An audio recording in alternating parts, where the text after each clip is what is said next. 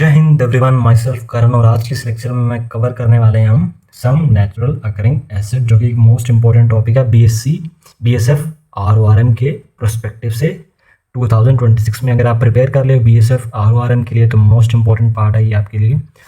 तो अगर आपने ये प्रिपेयर कर लिया बहुत अच्छी बात है, रिवीजन हो जाएगा। अगर नहीं किया प्रिपेयर तो आपका भाई बैठा है आपके पीछे, ठीक है।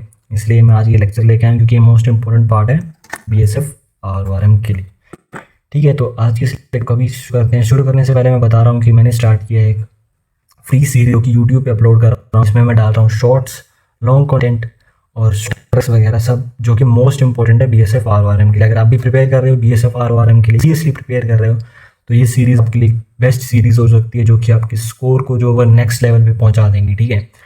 तो चलिए शुरू करते हैं। मैं ज़्यादा लंबी वीडियो नहीं बनाता हूँ, आपको पता है सिर्फ 5 से 10 मिनट की वीडियो होगी ये भी, पर मैक्सिमम कवर करेंगे इस वीडियो में और प्रीवियस ईयर भी करेंगे इस वीडियो में साथ साथ, ठीक है। तो चलिए शुरू करते हैं आज की इस वीडियो को। तो जो सबसे पहला हमारा जो आता है वो आता है विनेगर।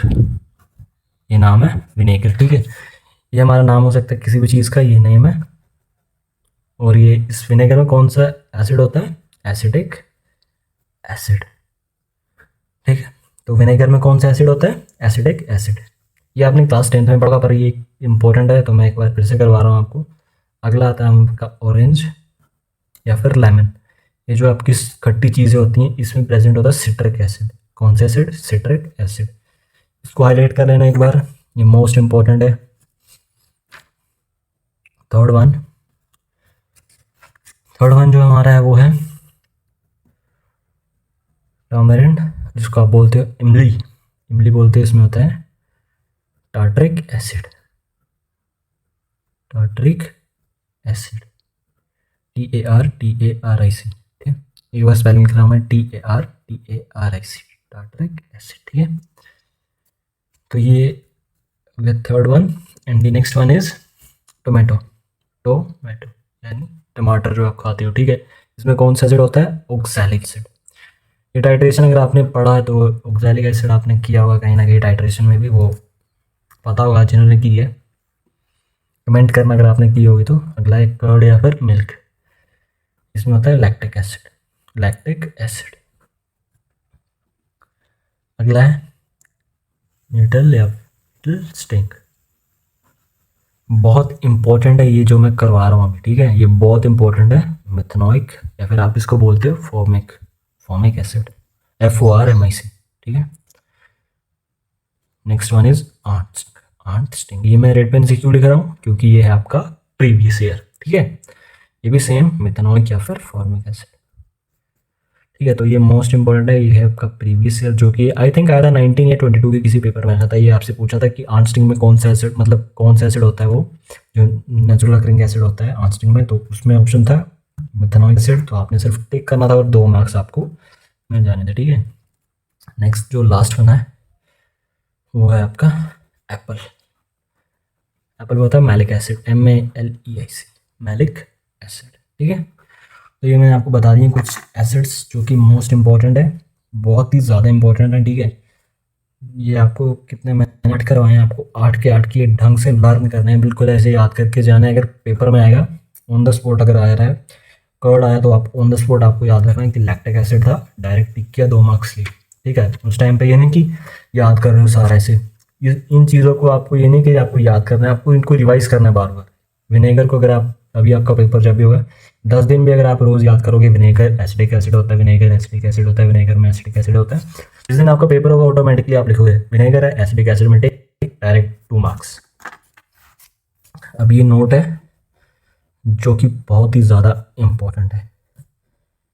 ये वैसी चीज़ें आपको मैक्सिमम जो होते हैं वो पेड बैचेस में करवाते हैं, पर मैं आपको फ्री में करवा रहा हूँ क्योंकि मैं चाहता हूँ कि आप भी इस बार BSF आरओआरएम का पेपर निकालो।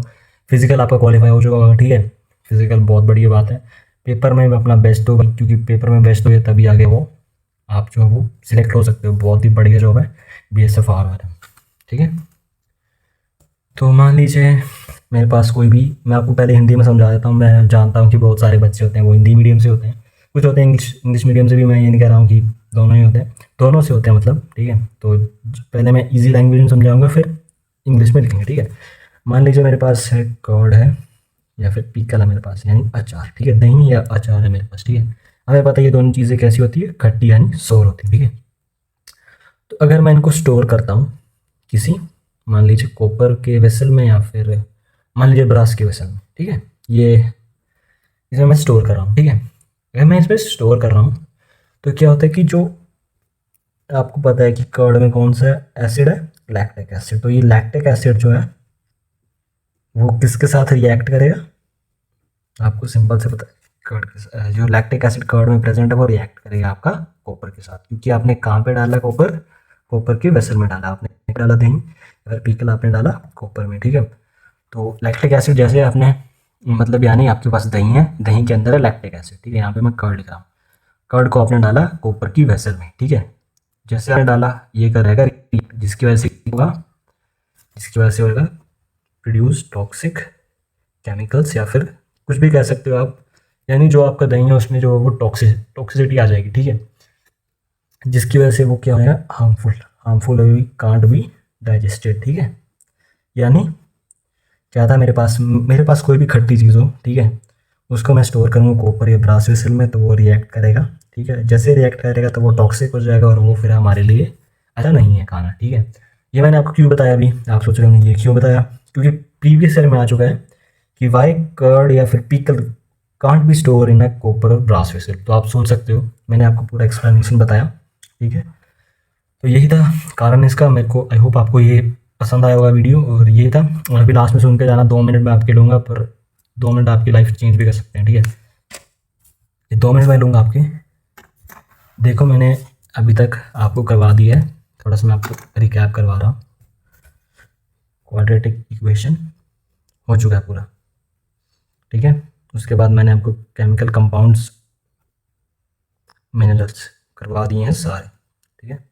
क्वांटम नंबर हो चुका है, टॉपिक मैंने आपको अभी तक, और ये आज हमारे पास हो गया एसिड्स का पार्ट 4 टॉपिक हो चुके हैं। और ज़्यादा से ज़्यादा आपको इस चारों वीडियो देखने में 1 से 1.5 घंटा लगेगा। पेपर में मोस्ट इम्पोर्टेंट पार्ट है, कम से कम 3 से 4 क्वेश्चन भी अगर आते हैं, कम से कम लेके चल रहा हूँ, 4 क्वेश्चन भी आते हैं तो भी 8 मार्क्स कहीं नहीं गए। सिर्फ ये 1.5 घंटे की वीडियो से 8 से 10 मार्क्स कम से कम बात कर रहा हूँ मैं। तो सोच सकते हो आप कितना ज़्यादा इंपॉर्टेंट पार्ट है ये जो मैं कवर कर रहा हूँ, ठीक है। मैं चाहता तो मैं पूरा चैप्टर भी कवर कर सकता हूँ एसिड बेसिस सॉल्ट का, ठीक है, पर मेरे को पता है कहाँ से कौन सा पार्ट इंपॉर्टेंट है, सिर्फ मैं वही कवर करके चल रहा हूँ, ठीक है। तो इसी तरह प्यार दो, सपोर्ट करो, जो भी आपका फ्रेंड है, भाई है, कोई भी प्रिपेयर कर रहा है BSF RORM के लिए, उसको शेयर करो, ताकि वो भी इस बार निकाले आपके साथ ये भर्ती, और आप भी हो जाओ इस बार जवान, हो जाओ आप भी BSF में, पैरामिलिट्री में। कि बहुत ज़्यादा खुशी होती है जब आप मेहनत करते हो और इस तरह से आप पेपर निकाल के जो कुछ बनते हो लाइफ में, ठीक है। तो आई होप आपको वीडियो अच्छा लगा होगा। तो मिलते हैं नेक्स्ट वीडियो में। अभी इसके बाद आएगा फिजिक्स का लेक्चर आएगा आई थिंक, तो मैं अपलोड कर रहा हूँ। मैं आज कम से कम वीडियो डालूँगा, काफ़ी वीडियो डालूँगा आज मैंने सुबह से सारा मैं प्रिपेयर किया हुआ आज। पहले मैं प्रीवियस ईयर देखे, फिर उसके बाद सारा मैं अपलोड कर रहा हूँ अभी, ठीक है। तो बस करो इसको कवर, जल्दी से लिखो इसको नोटबुक में, अलग से नोटबुक बनाओ मोस्ट इंपॉर्टेंट वाली, और जो मैं करवा रहा हूँ उसको लिखते चलो। तो मिलते हैं नेक्स्ट लेक्चर में। नेक्स्ट लेक्चर होगा आपका फिजिक्स से, मैं डेसिबल डालूंगा, ठीक है, डेसिबल। तो डेसिबल देख लेना, मोस्ट इंपॉर्टेंट पार्ट है वो भी फिजिक्स का, तो वो भी देख लेना इसके बाद, और बस लिखते चलो, रिवाइज करते चलो, ठीक है। मिलते हैं नेक्स्ट वीडियो, तब तक के लिए जय हिंद।